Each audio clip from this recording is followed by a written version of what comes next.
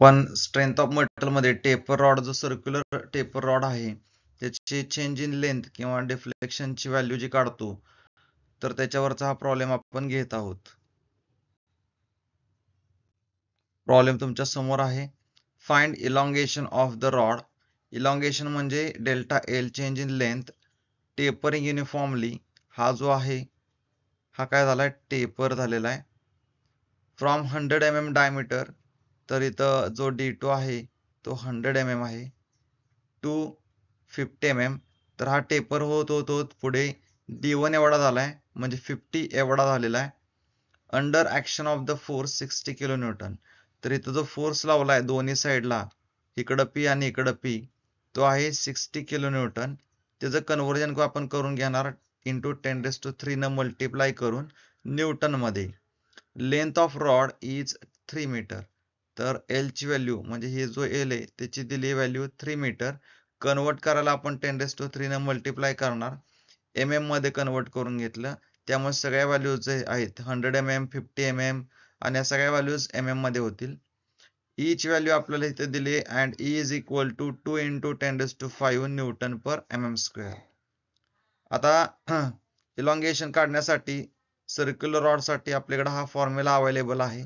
फॉर्म्युलांची list तुम्हाला strength of मेटलच्या playlist मध्ये बघायला मिळेल. Change in length is equal to 4PL upon pi E D1 D2. D1 आणि D2 च्या व्हॅल्यूज आहेत. ई ची सुद्धा व्हॅल्यू आहे, P ची पण व्हॅल्यू आहे आणि L ची सुद्धा व्हॅल्यू आहे. तर या सगळ्या ज्या किमती आहेत त्या इथं आपण टाकणार आहोत. ह्या सगळ्या व्हॅल्यूज टाकल्यानंतर कॅल्क्युलेटर मध्ये व्हॅल्यूज पुट केल्यानंतर ना आपल्याला आन्सर मिळेल 0.229. आता हे कॅल्क्युलेशन कॅल्क्युलेटरवर कसं करायचं तर 4 इंटू 60 इंटू 10⁻³ आता 10⁻³ ला कॅल्क्युलेटरवर EXP असं लिहिलेलं दिसेल ते प्रेस करा आणि हा जो 3 आहे हा 3 प्रेस करा. 3 प्रेस केल्यानंतर काय मिळेल EXP म्हणजे इथं कॅल्क्युलेटर दाखवेल E3 म्हणजे 10⁻³ इंटू 3 इंटू 10⁻³ भागिले पाय भागिले 2 भागिले E5 म्हणजे 10⁻⁵ भागिले 50 भागिले 100. तर इथं कॅपिटल ई आला पाहिजे एवढं लक्षात ठेवा का तर कॅल्क्युलेटर हा छोटासा ई सुद्धा दिलेला आहे.